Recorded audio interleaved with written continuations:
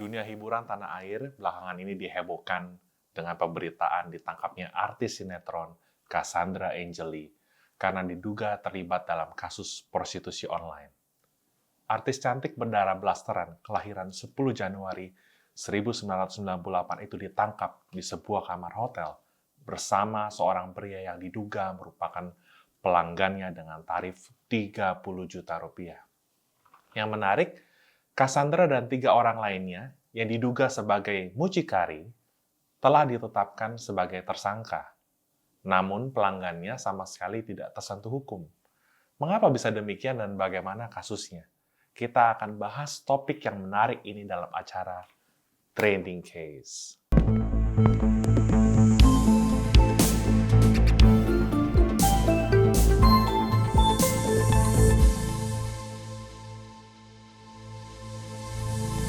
Berbicara tentang prostitusi, seringkali dianggap bahwa pekerja seks komersial atau PSK merupakan profesi tertua dalam peradaban manusia. Apakah benar demikian?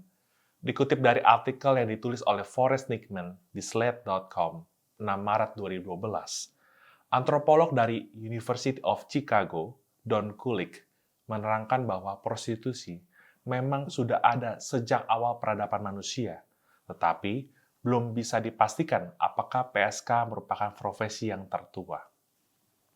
Mungkin di antara kita ada yang belum mengetahui bahwa Kitab Undang-Undang Hukum Pidana atau KUHP tidak mengkriminalisasi pelaku prostitusi dan pelanggannya. Namun demikian, dalam KUHP terdapat ketentuan pasal 296 KUHP mengenai kejahatan yang dilakukan orang yang kebiasaannya lebih dari satu kali atau yang mencari nafkah dengan memfasilitasi perbuatan yang melanggar kesusilaan masyarakat. Dan juga terdapat ketentuan pasal 506 KUHP mengenai pelanggaran dalam mengambil untung dari pelacuran atau dikenal dengan istilah mucikari. Kalaupun ada ketentuan tindak pidana perzinahan sebagaimana dimaksud pasal 284 KUHP, delik tersebut hanya dapat diterapkan jika salah satu pelaku perzinahan terikat perkawinan yang sah, dan jenisnya juga merupakan delik aduan absolut. Artinya, hanya dapat dituntut jika ada pengaduan dari istri atau suami yang merasa dirugikan. Selain itu, kecil kemungkinan dilakukannya pengaduan atas tindak pidana perzinahan dari istri atau suami yang pasangannya menggunakan jasa prostitusi dari PSK. Karena pengaduan tersebut secara hukum tidak dapat dipilah-pilah. Maksudnya begini, jika seorang istri atau suami melakukan pengaduan, maka yang dituntut adalah pasangannya dan PSK yang turut melakukan perzinahan tersebut. Sehingga berpotensi membuat penerapan hukum pidana menjadi berlebihan. Dan bisa dibayangkan betapa sesaknya lembaga pemasyarakatan atau penjara karena dihuni oleh para pelaku perzinahan. Perkembangan teknologi digital telah membuat layanan prostitusi yang dulu ditawarkan secara konvensional kini ditawarkan secara online. Mungkin atas dasar itulah, polisi menetapkan Cassandra sebagai tersangka atas dugaan tindak pidana mendistribusikan dan atau membuat dapat diaksesnya informasi atau dokumen elektronik yang memiliki muatan yang melanggar kesusilaan, sebagaimana dimaksud pasal 27 ayat 1, junto pasal 45 ayat 1 Undang-Undang ITE. Misalnya dengan cara mengirimkan foto-foto yang bermuatan pornografi.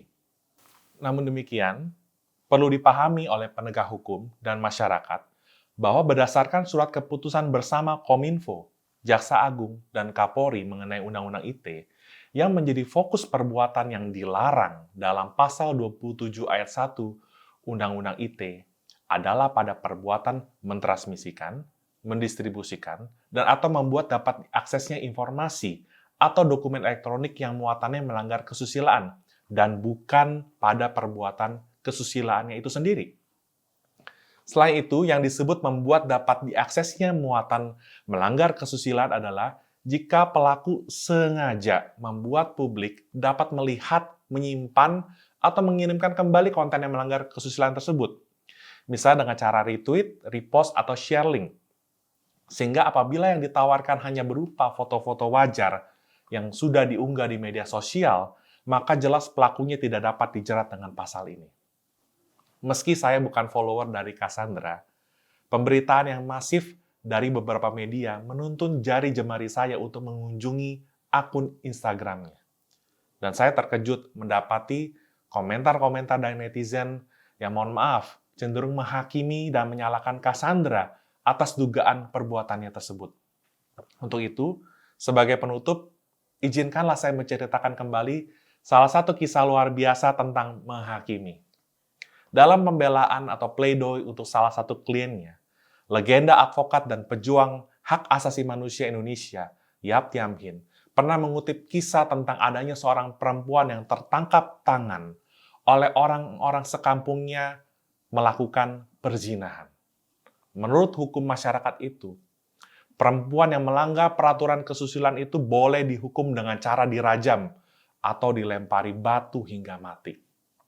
Perempuan malang itu lalu diseret ke tempat eksekusi oleh tetangga-tetangganya, disertai dengan teriakan-teriakan, "Rajam dia, bunuh dia." Kebetulan lewat seorang guru dan para muridnya di tempat itu.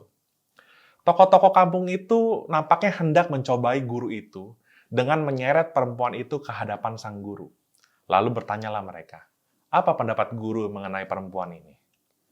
Setelah lama terdiam, berkatalah guru itu, "Siapa di antara kamu yang tidak pernah berdosa, hendaklah ia yang pertama melemparkan batu kepada perempuan itu." Mendengar jawaban sang guru, orang-orang kampung itu satu persatu meninggalkan perempuan itu. Namun ada satu hal yang tidak diceritakan, tetapi dapat disimpulkan bahwa di antara orang-orang yang hendak merajam perempuan itu, mungkin saja terdapat juga orang-orang yang berzina dengan perempuan itu atau dengan perempuan lainnya. Perbuatan prostitusi, baik offline maupun online, jelas tidak dapat dibenarkan oleh ajaran agama dan nilai-nilai budaya bangsa kita. Namun, belum tentu semua perbuatan yang dianggap salah di mata masyarakat lantas menjadi salah di mata hukum. Karena bisa jadi mereka hanyalah korban. Dan saya meyakini bahwa sesungguhnya tidak ada satupun insan manusia yang ingin terjerumus dalam lingkaran prostitusi, kecuali jika niat dan maksud pelakunya adalah untuk memperdagangkan orang yang merupakan kejahatan serius atau serious crime. Sampai jumpa kembali dengan saya, Albert Aries, dalam acara Trending Case berikutnya.